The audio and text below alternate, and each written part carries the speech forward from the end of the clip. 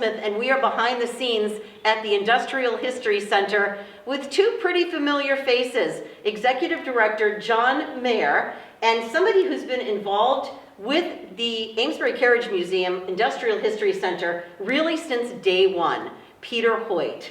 So welcome into the space, Peter. Thank you so much. I have to tell you, the transformation that has taken place in this space is nothing short of extraordinary. And as Meryl said, I've been involved with the Amesbury Carriage Museum effort forever. It's been my passion as a school teacher here in Amesbury and then as a school principal. I always wanted all students to gain a sense of place first, and then they could truly appreciate their state, their country, the world.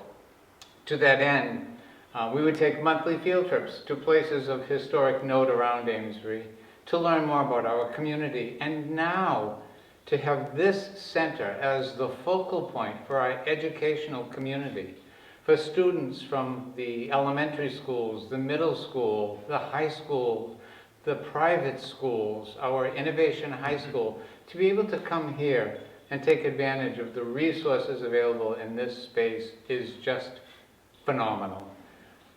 I can't help but think of the people who have come before me.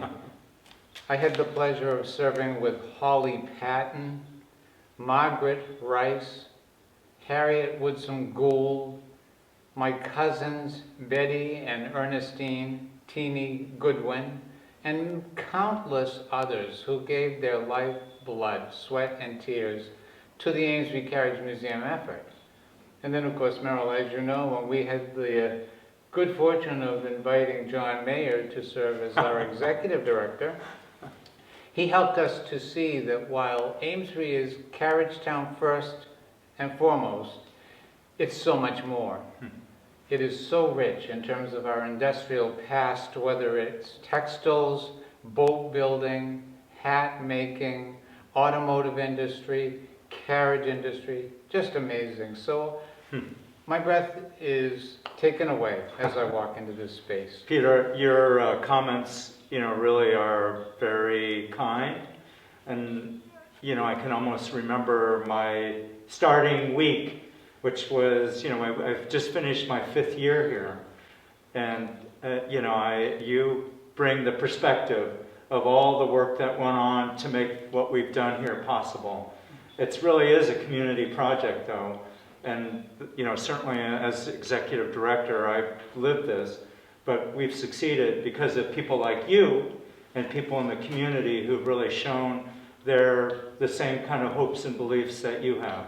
You're very kind, John, and I'm glad you've mentioned the many champions in this community who have made this possible. I mean, two of our greatest champions would be Greg Jardis. We're in this space because of Greg's kind gift, and Dan Healy, who was a significant contributor to the cause and really provided us with the momentum to move forward and to inspire others in Amesbury to follow suit.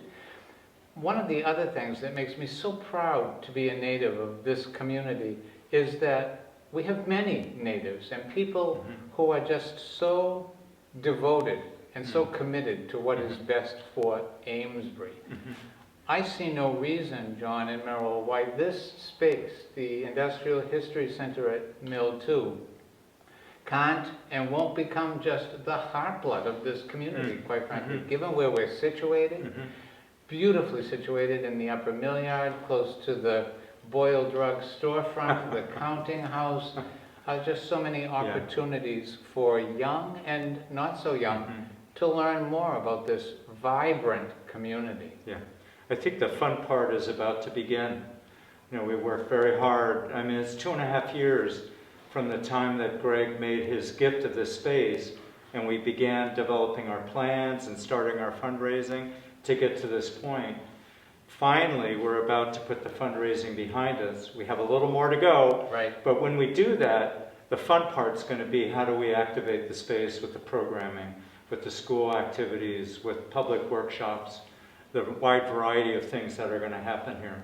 That's going to be really the cream on the top. You're absolutely right, and as we've discussed at our meetings of the Board of Directors of the Amesbury Carriage Museum, our byline is community stories start here. Mhm.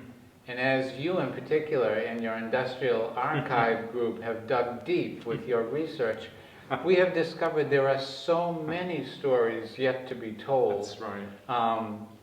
The list is endless. Yeah, it's fun. I mean, it's like job security, learning more about history. And they do say the only thing new in the world is the history you don't know. This is true. And when we learned about the oil mills that were on the powwow for processing flaxseed, or the shoe factories that were on the lower powwow, Right. a steam-powered grist mill of all things. Amazing. It's fun. It's fun, and the people behind those stories really are who made the town. That's right. And we want to shine a light on that and get people to contribute their stories and definitely make it a participatory experience. And it truly is about lifelong learning. When I stop learning, I guess that's when it's time to hang it up. But thanks to the true experts like John and others, I continue to learn things about this city, once a town, that I didn't know. It's just amazing. Yeah. And I also think timing is everything. And as we anticipate, hopefully, post-pandemic days, Soon. what a better time to have Right. something like this available for the community. Right. One thing, Peter, about asking you to sit with Meryl and I is, you have set an amazing example as a leader in the community. Your work with the school department, your work as a volunteer in a number of different ways.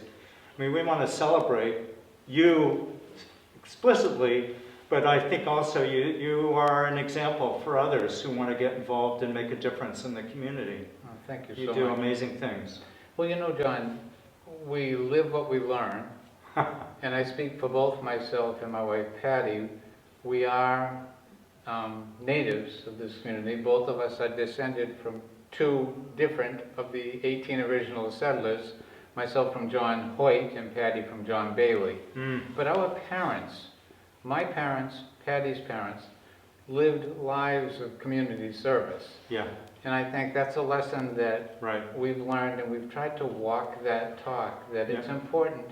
Each one of us has gifts to share, and each one of us needs to become actively involved in our Yeah. community, in the place where we live. So I give my thanks to them, and thanks to those, as I said, who have gone before me, who kept the flame alive. Holly and Margaret and Harriet and Betty and Teeny and so Yeah. many others. Yeah. So that theme of civic engagement, Right. in a way, that is the foundation for connecting people to their community. Everything around us was shaped by people.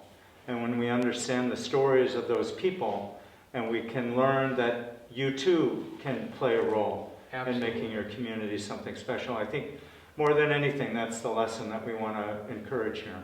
So true. I think everybody can make a difference in some way. Yeah. And they may feel it's a small difference, but not at all.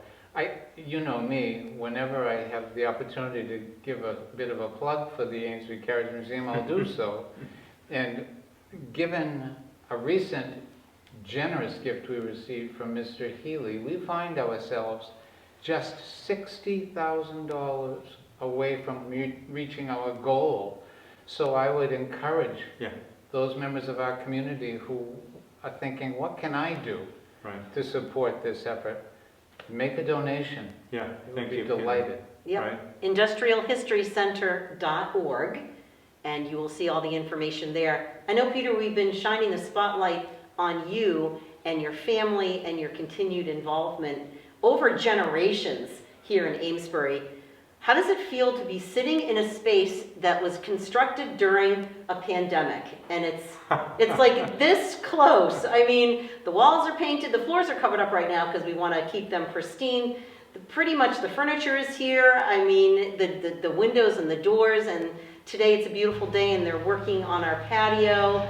How does it feel to be in this almost completed space? What does that feel like?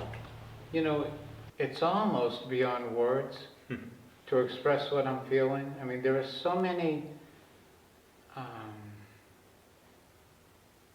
things that have happened that seem almost like an out-of-body experience. As you know, not too long ago, this space in which we find ourselves today was used to store Yeah. the carriages for the Carriage Museum. Again, generosity of Greg Jardis. We were Right. looking for a place to house our collection. Right.